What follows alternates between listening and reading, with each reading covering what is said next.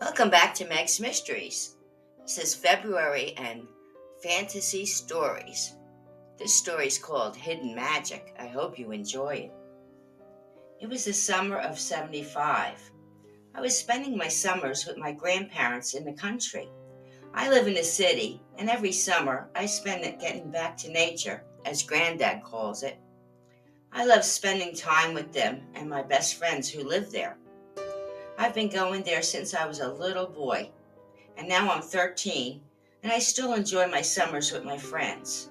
Griffin, Bella, and Sarah live close to my grandparents, and we're always doing everything together. We have a ball all summer.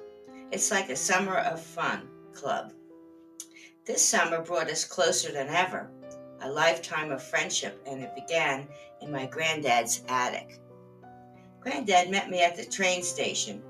I'm old enough to travel alone now. I've been doing this for some time. As we drove to the house, we catch up on everything. He asked if I was happy to be seeing my friends again. I tell him I'm looking forward to the summer with them and you and Grandma. He said, I have a project for you all. I said, we'll do it, even before he tells me what it is. He asked if we can clean out the attic. He's too old to go up the steps, and it needs a good cleaning, and he wants me to organize his treasures. So after my hugs and kisses from Grandma, I settle in my room. Then I run off to see my friends. Griffin, Bella are brother and sister, and Sarah lives next door to them. We all talk at once, so excited to catch up on things. I tell them about Granddad's project. They all agreed to help. They love spending time at the house while I'm there for the summer. Griffin says, I cut the lawn for them now. I'm always helping when needed. The girls say, it'll be fun. We love to help. We love your grandparents. And your grandmother makes the special treats.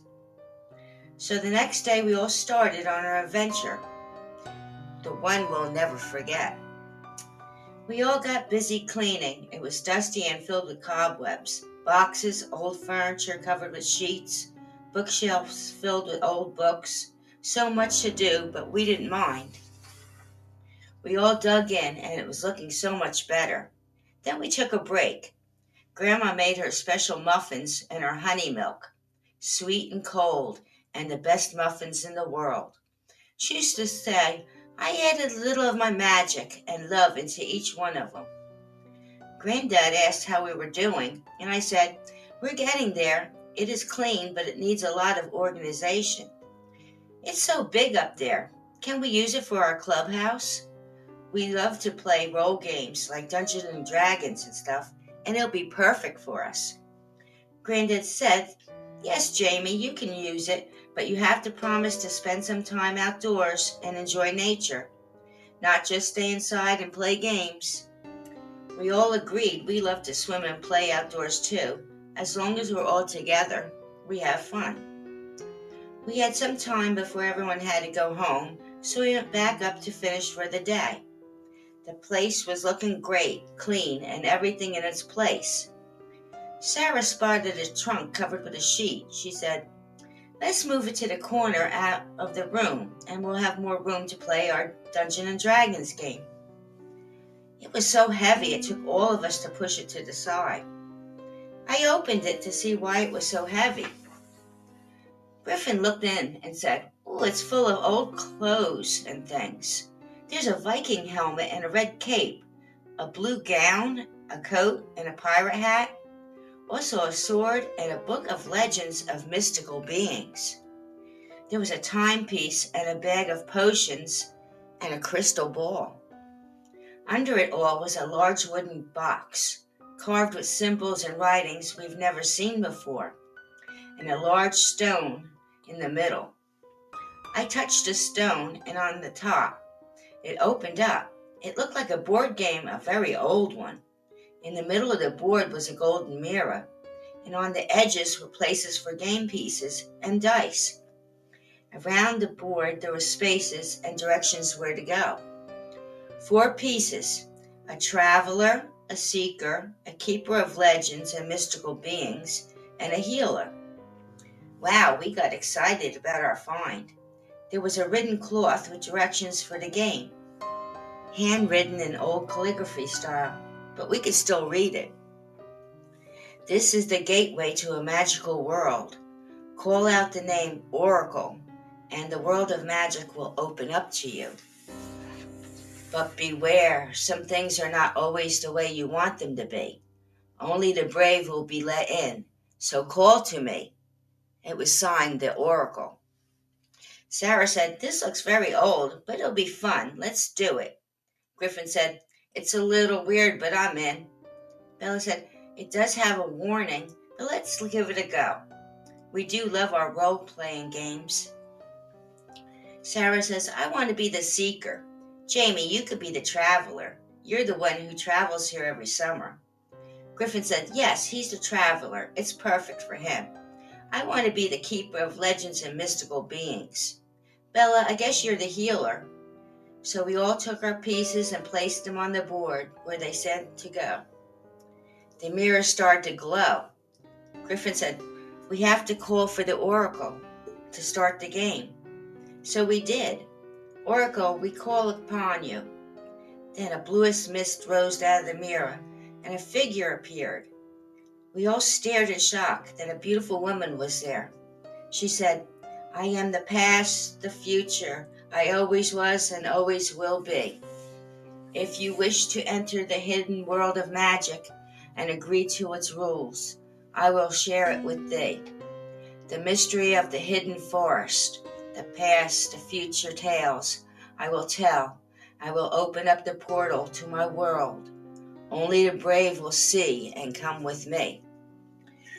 We all just stared and wondered if it was real, or it's just a really good game. But how did they do it?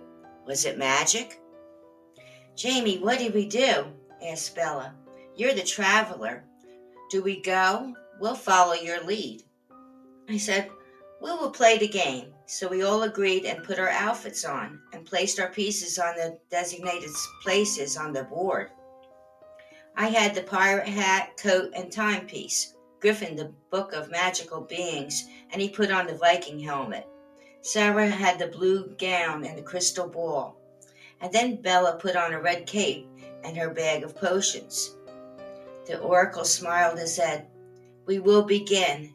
She told us the tale of the hidden forest, and in the mirror we saw the images come to life. It was as if we were there. So we all played the game, or did we live it? We played, and then we all arrived home to our world safe, but with a true story of the magical beings and what happened to them. So were we to write and tell this tale of the hidden magic and the forest and its creatures? So we decided to write a book and share what we could with the world. Maybe we can change the outcome and teach humans a lesson. Or is it lost through the magic world? To my surprise, my grandparents were waiting and had a secret to share. They knew from a long time ago that the magic world was real because they were elves themselves. They were to keep this game until I was ready for it. I guess it was my legacy to tell the truth, and my friends will help.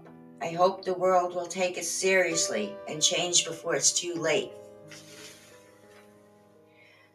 The oracle did say, "Listen, children, you will see fairies, monsters, and magical beings, creatures hidden away from you, only for your eyes to see.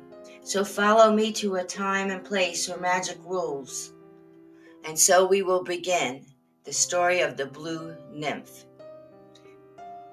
Come back next time and follow us into old world of magical creatures only you will dream of. But till next time, the story of the Blue Nymph will wait for you. Come for the adventure of a lifetime to the world of magic. Until next time on Meg's Mysteries, have a good evening.